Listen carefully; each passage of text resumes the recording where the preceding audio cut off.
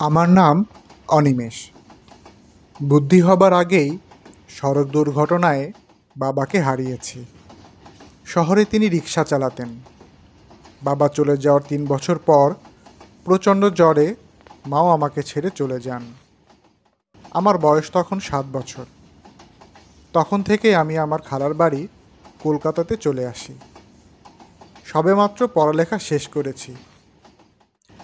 আমি যাচ্ছি আমার বাবার বাড়ি, আমার জন্মস্থান বলরামপুরে। এই গ্রামের স্কুলেই আমার জব হয়েছে। আমার সব বন্ধুরা বড় বড় কোম্পানিতে চাকরি পেয়েছে, কিন্তু আমার ছোটকাল থেকেই শখ ছিল এই স্কুলেরই শিক্ষক হব।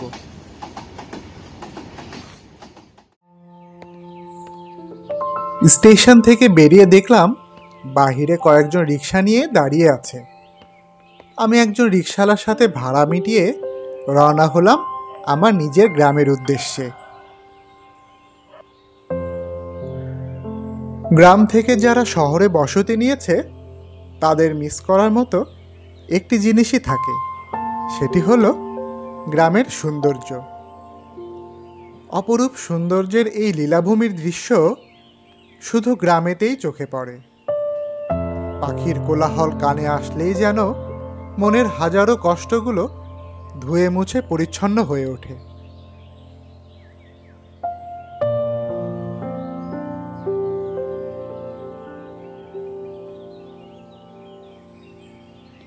প্রায় 15 মিনিট পর পৌঁছালাম আমাদের গ্রামের প্রাইমারি স্কুলটাতে।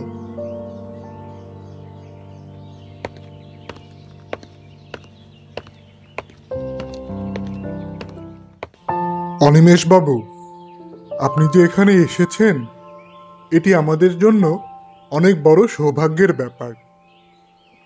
আপনার মতো একজন ব্রিলিয়ান্ট শিক্ষক আমাদের স্কুলে নিতান্তই প্রয়োজন ছিল। তা কোথায় থাকবেন তা কি কিছু ভেবেছেন? স্যার, জমিদার বাড়ির পেছনে আমাদের একটি পুরনো বাড়ি আছে। ভাবছিলাম কিছুটা মেরামত করে ওখানেই থাকব। বাহ, তাহলে তো বেশ। বাড়িটি স্কুল থেকে খুব একটা কাছেই হবে, কি বলেন অনিমেষ বাবু? জি স্যার। তাহলে কাল থেকে চলে আসুন, কি বলেন? ঠিক আছে স্যার, তাহলে কাল সকালে দেখা হচ্ছে। এই বলে আমি সেখান থেকে চলে এলাম। ঠিক জমিদার বাড়ির উপর দিয়ে আমার বাড়ি যেতে হতো। অতীতে আমার বাড়ির আশেপাশে আরও 3-4টে পরিবারের বসতি ছিল। শুনেছি কোনো একটি কারণে তারা জমিদার বাড়ির পেছনে আর থাকে না। আমার খালামণি বলেছিল জমিদার বাড়িটি নাকি খুব একটা সুবিধাজনক নয়, কিন্তু আমি বিজ্ঞানের ছাত্র ছিলাম, এসব বিশ্বাস করা আমার বিজ্ঞানে নাই। জমিদার বাড়িটি দেখে আমার পুরনো সব কথা মনে পড়তে লাগলো। বাকি পথ জমিদার বাড়ির কথা ভাবতে ভাবতে কখন যে বাড়ি চলে এলাম তা টেরই পেলাম না।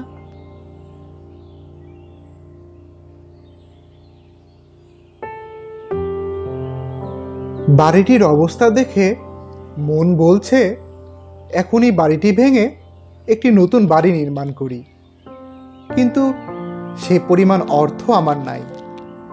অন্তত 6 মাস আমাকে এভাবেই কাটিয়ে দিতে হবে। সেদিন আর দেরি না করে সাথে নিয়ে আসা খাবার খেয়ে শুয়ে পড়লাম। শরীরটি বেশ খারাপ ছিল, কিন্তু সন্ধে 6টা নাগাদ অদ্ভুত এক গন্ধে আমার ঘুম ভেঙে গেল। আমি ঠিক বোঝাতে পারবো না গন্ধটি কি পরিমাণ বিচ্ছিরি ছিল। মনে হয় ঠিক আগুনে মাংস পোড়ানোর গন্ধ। অনেকক্ষণ চেষ্টা করেও কিছুতেই আমার ঘুম আসছিল না। ভেবে বসলাম স্কুলের মোড়ে গিয়ে 1 কাপ চা হলে মন্দ হয় না। আমি আর দেরি না করে স্কুলের মোড়ের উদ্দেশ্যে রওনা হলাম। জমিদার বাড়ির সামনে আসতেই লক্ষ্য করলাম উপর থেকে একটা কান্নার আওয়াজ ভেসে আসছে। রাত বলে আমি আর তেমন গুরুত্ব দিলাম না।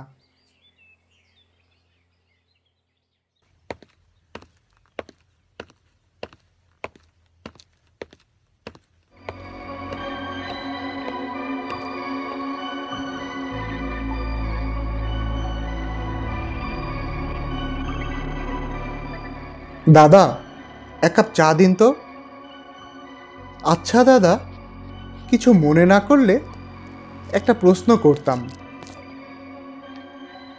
জি বলুন। আচ্ছা, এই গ্রামের জমিদার বাড়ির পেছনে যে বাড়িগুলো আছে সেগুলো এখন ফাঁকা পড়ে আছে কেন? তা অনেক কথা বাবু। তো আপনাকে এই গ্রামে নতুন দেখছি মনে হয়।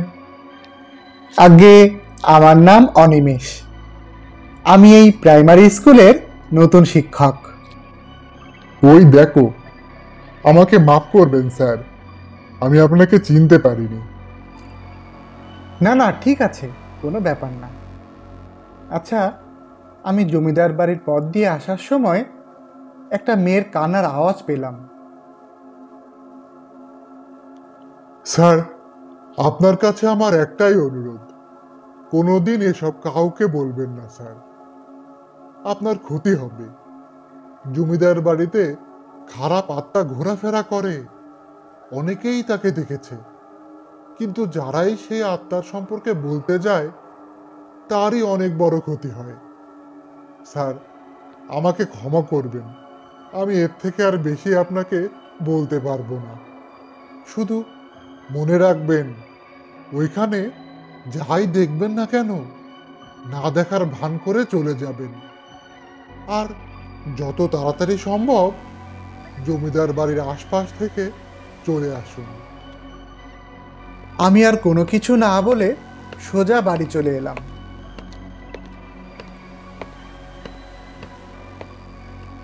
পথে আমার কোনো সমস্যার সম্মুখীন হতে হয়নি।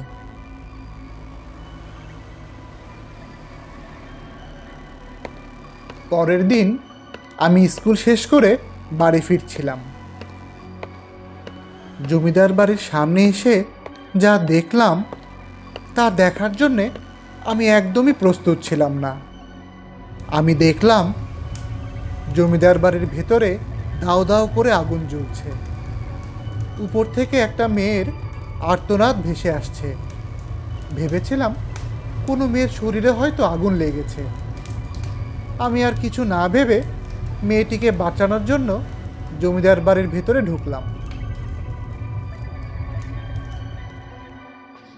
ভেতরে ঢুকতেই আমার শরীরের উপর দিয়ে যেন এক প্রকার গরম বাতাস বয়ে গেল। হঠাৎ কালো মেঘ ছেয়ে গেল। আমি দোতলায় উঠে দেখলাম কোনো আগুন লাগার চিহ্ন মাত্র নেই।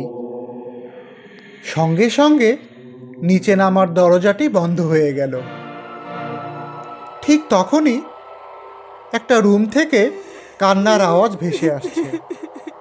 আমি আর দেরি না করে সেই রুমে গিয়ে দেখলাম একটা কুমারী মেয়ে ঘরের এক কোণায় মুখ লুকিয়ে কান্না করছে। আমি রুমে ঢুকতেই রুমের দরজাটি বন্ধ হয়ে গেল। কে তুমি? কাঁদছো কেন? আমি কিভাবে তোমাকে সাহায্য করতে পারি?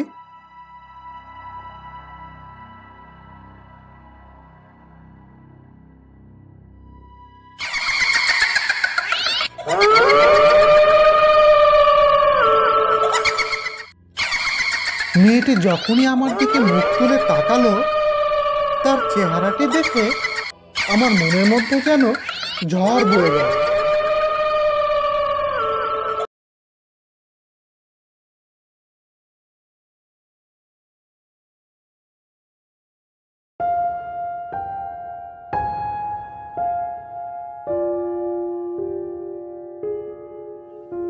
আমার নাম আনন্দ। আমি কলকাতা ইউনিভার্সিটিতে দ্বিতীয় বর্ষের ছাত্র। আমার বাড়ি ষোলনালা নামক ছোট্ট একটি গ্রামে। কলকাতা শহর থেকে প্রায় ৩৯২ কিলোমিটার দূরে। ট্রেনে করে কলকাতা থেকে বিলাসপুর স্টেশনে নেমে রিকশায় করে 20 মিনিটের পথ। 16 গ্রামটি পেতে গুলাবালি নামক একটি ঘন জঙ্গল পার হতে হয়। আর এই জঙ্গল দিয়ে কোনো প্রকার যানবাহন চলাচল করতে পারে না। পায়ে হেঁটেই এই জঙ্গলটি আমাদের পার করতে হয়। সালটি ছিল 1997। আমি সেদিন আমার রুমে বসে পড়ছিলাম। ঠিক তখনই আমার রুমের দরজায় এসে কেউ একজন ডাকাডাকি করছে।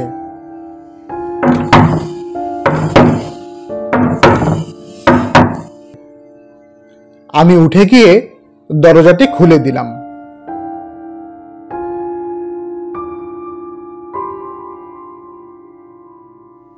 আপনি কি আনন্দ বাবু?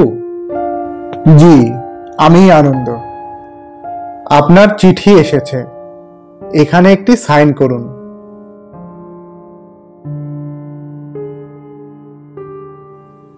আমি চিঠিটা নিয়ে রুমের ভেতরে আসলাম। চিঠিটা আমার বাড়ি থেকে এসেছে।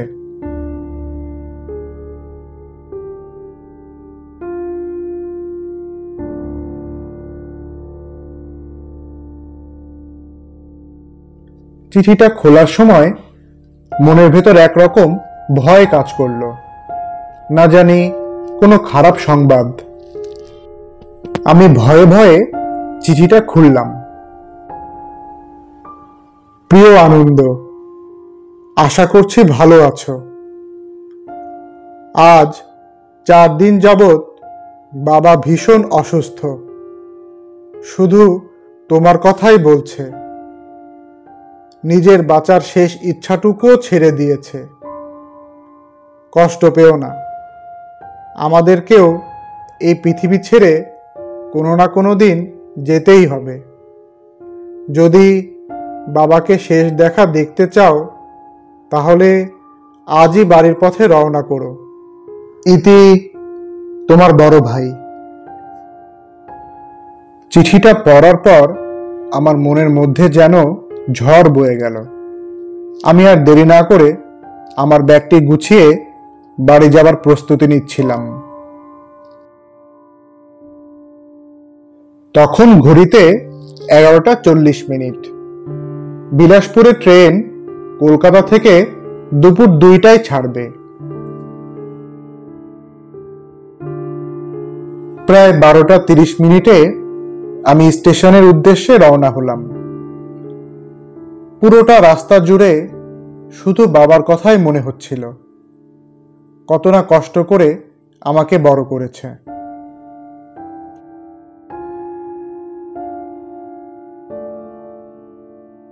এসব ভাবতে ভাবতে একসময় স্টেশনে চলে এলাম।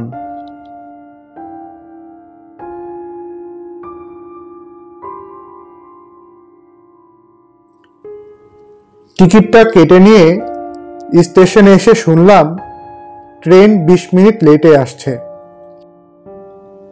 আমার এখন মনে হচ্ছে কেন আমি বাড়ি থেকে এতটা দূরে এসে পড়ালেখা করছি।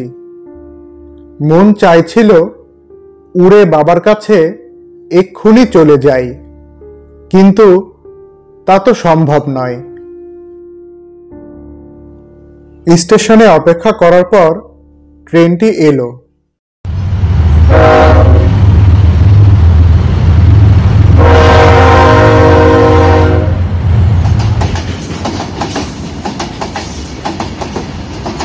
এদিকে বাবার চিন্তা মাথায় ঘুরপাক খাচ্ছে। তার মধ্যে আমাদের সেই গুলাবালির জঙ্গলটি সম্পর্কে চিন্তা করছি। শুনেছি সন্ধ্যার পর জঙ্গলটি পার করা খুবই কষ্টকর।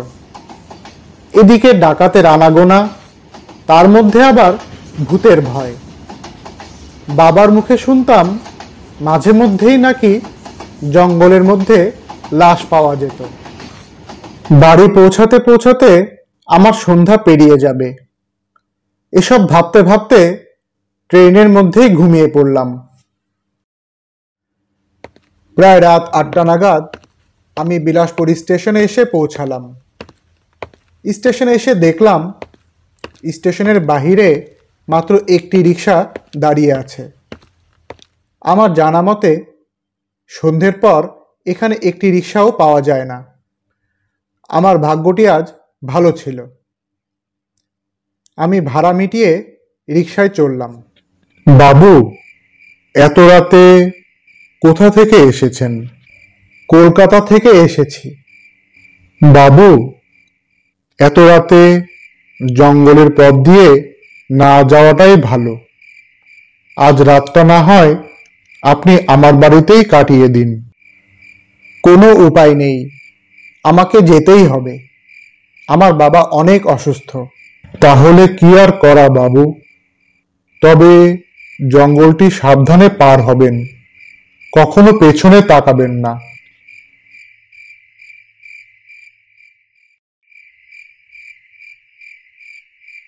রিক্সাওয়ালার সঙ্গে গল্প করতে করতে একসময় দেখলাম গোলাবালির জঙ্গলটি দেখা যাচ্ছে। রিক্সাওয়ালার ভাড়া মিটিয়ে জঙ্গলটির দিকে আগালাম। এই সেরেছে, আমি আমার টর্চ লাইটটি সঙ্গে নিতে ভুলে গিয়েছি। এখন আমি জঙ্গলটি কিভাবে পার করব? কিছুই তো দেখতে পাচ্ছি না। গাছপালায় ভরা জঙ্গলটি, চারিদিকে গভীর অন্ধকার। না, আমাকে যেতেই হবে। দেখি অন্ধকারের মধ্যে কতদূর যেতে পারি। সামনে আগালে কোনো না কোনো আলোর সন্ধান অবশ্যই মিলবে।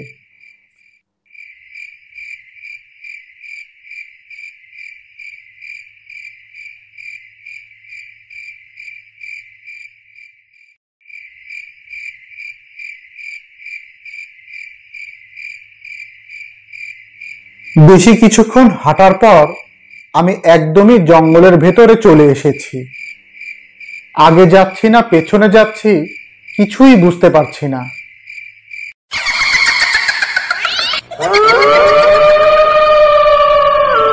ঠিক সেই মুহূর্তে লক্ষ্য করলাম হারিকেন জ্বালিয়ে কেউ একজন আমার দিকে এগিয়ে আসছে।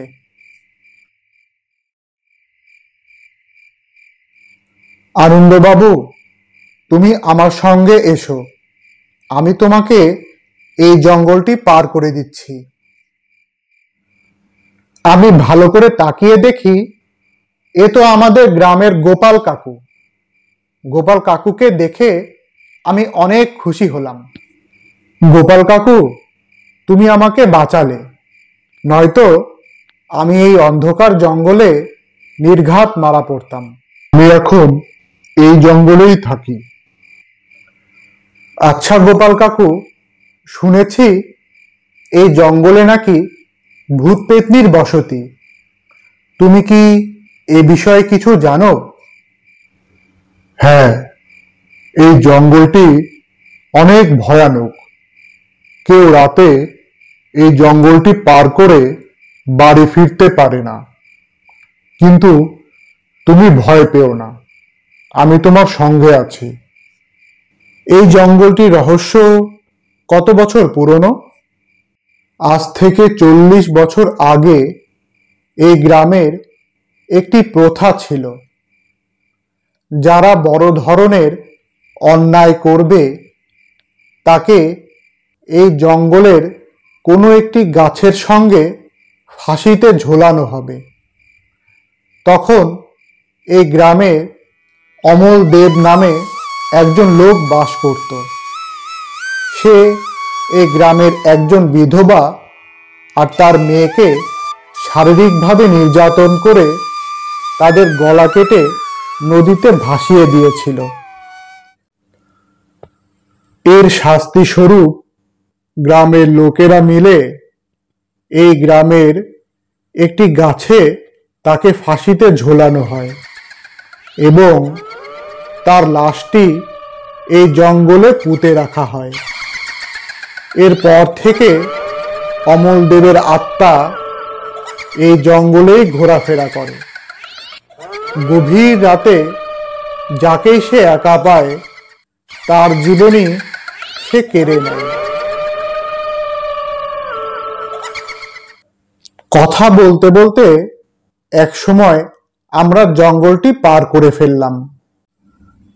গোপাল কাকু, তুমি আজ না থাকলে হয়তো আমি আর বাড়ি ফিরতে পারতাম না। আনন্দবাবু, আমাকে এখন যেতে হবে। গোপাল কাকুকে আমি বিদায় জানিয়ে আমার বাড়ির পথে রওনা হলাম। প্রায় রাত 10টা নাগাদ আমার বাড়ি এসে পৌঁছালাম। বাবা, আজ যদি গোপাল কাকু না থাকতো তাহলে হয়তো আমি কখনোই বাড়ি আসতে পারতাম না। কোন গোপাল কাকু? ওই যে তেঁতুলতলায় চায়ের দোকান ছিল। তুমি এসব কি বলছো বাবা? তোমার গোপাল কাকু তো আজ থেকে 4 দিন আগেই মারা গিয়েছে। সকালবেলা জঙ্গলে তার লাশটি পাওয়া গিয়েছে। এই কথাটি শুনে আমি নিজের চোখ আর কানকে কিছুতেই বিশ্বাস করতে পারছি না। আজকের এই ঘটনাটি আমার কাছে চির রহস্যই থেকে গেল।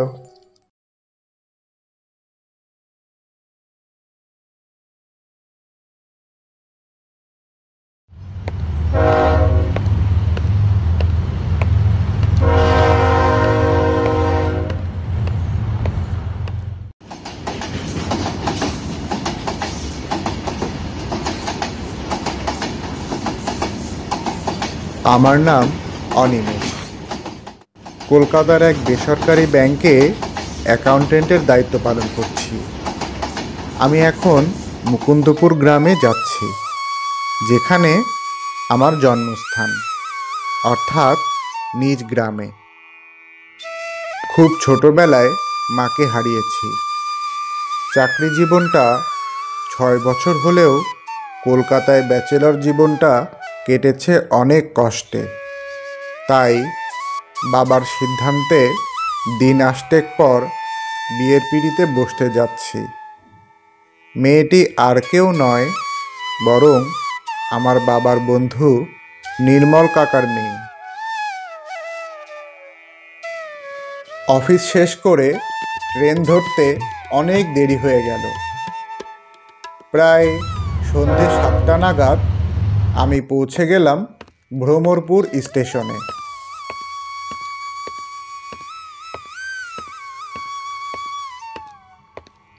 স্টেশন থেকে আমাদের বাড়ি রিকশায় করে 40 মিনিটের রাস্তা। তেঁতুলতলার মোড় ছাড়া এই সময় আর কোথাও রিকশা পাওয়া যাবে না। তাই আর দেরি না করে পায়ে হেঁটেই তেঁতুলতলার উদ্দেশ্যে রওনা হলাম। অনেক বছর আগে থেকেই আমাদের গ্রামের রাস্তাগুলোতে সন্ধ্যের পর তেমন কোনো মানুষের আনাগোনা দেখতে পাওয়া যায় না। এর প্রধান কারণ হলো এই গ্রামের অভিশপ্ত সেই রাস্তাটি। সেই রাস্তাটিকে ঘিরে অনেক রহস্য লুকিয়ে আছে। পথে যেতে সময় পেলে আপনাদের শোনাবো। প্রায় 10 মিনিট হাঁটার পর আমি পৌঁছে গেলাম তেঁতুলতলার মোড়ে। মোড়ে যেতেই চোখে পড়ল গণেশদার চার দোকানটি এখনও খোলা আছে।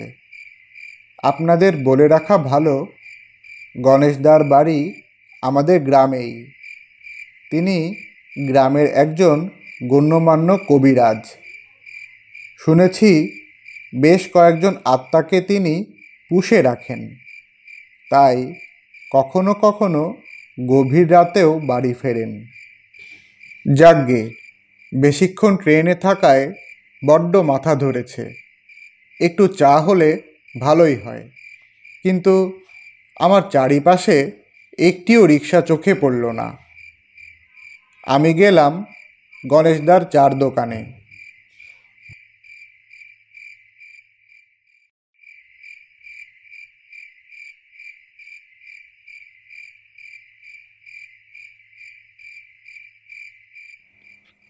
কি গণেশদা, কেমন আছো? আমাদের অনিমেষ বাবু যে। এত রাতে তুমি এখানে কেন বাবু? অফিস শেষ করে আসতে আসতে একটু দেরি হয়ে গেল, তো দাও দেখি তোমার স্পেশাল চা, মাথাটা রিল্যাক্স করে নেই। আচ্ছা বাবু, এক্ষুনি দিচ্ছি। গণেশদা, আজকে কোনো গাড়ি ঘোড়া পাবো না নাকি? কাউকেই তো চোখে পড়ছে না। বাবু, আজ অমাবস্যার রাত, আজ আর কাউকেই পাবেন না বাবু। এ এ এ কি বলছো গণেশদা? তাহলে আমি এখন বাড়ি যাব কিভাবে?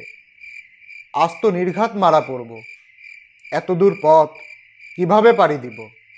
আপনি চিন্তা করবেন না বাবু, আমিও এখন বাড়ি যাব। মেঠো পথ দিয়ে এই রাস্তায় আপনার বাড়ি প্রায় 15 মিনিট হবে। আমি প্রতিদিন এই পথ দিয়েই যাওয়া আসা করি। কিন্তু মেঠো পথের রাস্তাটি তো অনেক ভয়ঙ্কর। বাবু, আমি থাকতে ভয় নেই, কেউ কিচ্ছু করতে পারবে না। ঠিক আছে, তাহলে দেরি না করে এক্ষুনি রওনা হই। বাবু, তুমি 2 মিনিট দাঁড়াও, আমার একটু প্রাকৃতিক ডাক এসেছে। আমি এক্ষুনি পেটটি হালকা করে আসছি। আচ্ছা ঠিক আছে, তুমি যাও, আমি এখানেই আছি। গণেশদা তার দোকান বন্ধ করে তার পেট হালকা করতে চলে গেল, আর আমি সেখানেই দাঁড়িয়ে রইলাম। গণেশদা সাথে যাবে বলে আমার একদমই ভয় করছে না। শুনেছি গ্রামের মেঠো পথের সেই অভিশপ্ত রাস্তা দিয়ে যে চলাচল করে 2 দিনের মধ্যে তার মৃত্যু হয়। মানুষের মুখে শোনা কথা, যুগ যুগ আগে নাকি অনেক মানুষকে জীবিত পুঁতে রাখা হয়েছিল। তখনই দেখলাম গণেশদা চলে এলো। কি ব্যাপার গণেশদা, এত জলদি চলে এলে যে? তোমার পেট কি হালকা হলো? হ্যাঁ হয়েছে। চলুন তাহলে। তোমার গলায় আবার কি হলো গণেশদা? হঠাৎ এত ভারী ভারী লাগছে। ও কিছু না, চলুন। আমি আর গণেশদা মেঠো পথের সেই রাস্তাটি দিয়ে রওনা হলাম বাড়ির উদ্দেশ্যে।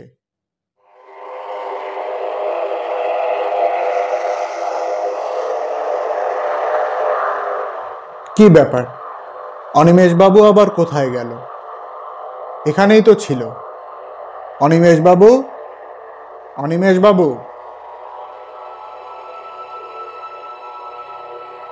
গণেশদা, তুমি কি বলতে পারো এই পথটি কেন এত অভিশপ্ত? আজ থেকে 36 বছর পূর্বে গোপাল নামক এক ব্যক্তির ছোট ছেলে ভীষণ অসুস্থ হয়েছিল। তার চিকিৎসার জন্য অনেক টাকার প্রয়োজন ছিল, কিন্তু গোপালের কাছে পর্যাপ্ত টাকা ছিল না তার চিকিৎসা করানোর জন্য। সকলের কাছে টাকা চেয়েছিল, কিন্তু কেউ তাকে সাহায্য করতে এগিয়ে আসেনি। সকলে 1 পয়সা 2 পয়সা করে দিত।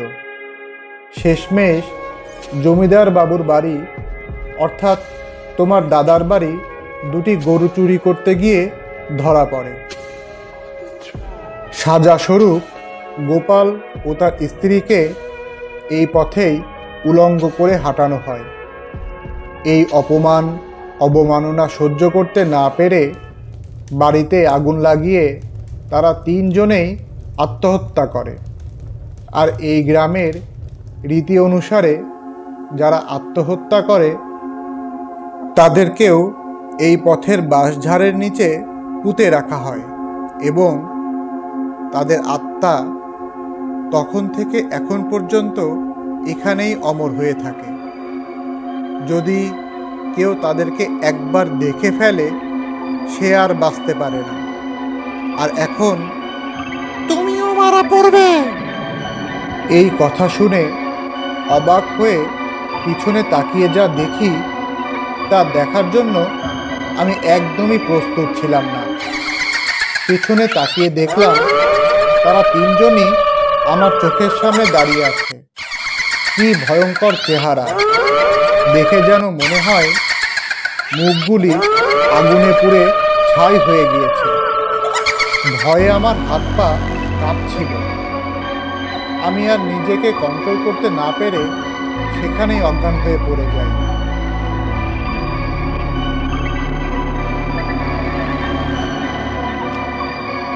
এদিকে গণেশ অনিমেষকে খুঁজতে খুঁজতে এ পথে এসে দেখল পথের মাঝখানে অনিমেষ পড়ে আছে। গণেশ আর দেরি না করে তাকে সঙ্গে সঙ্গে বাড়ি নিয়ে এলো। সকালে জ্ঞান ফেরার পর অনিমেষের আর কিছুই মনে নেই। ঘটনার ঠিক 6 দিন পর অনিমেষ প্রচণ্ড জ্বরে মারা যায়।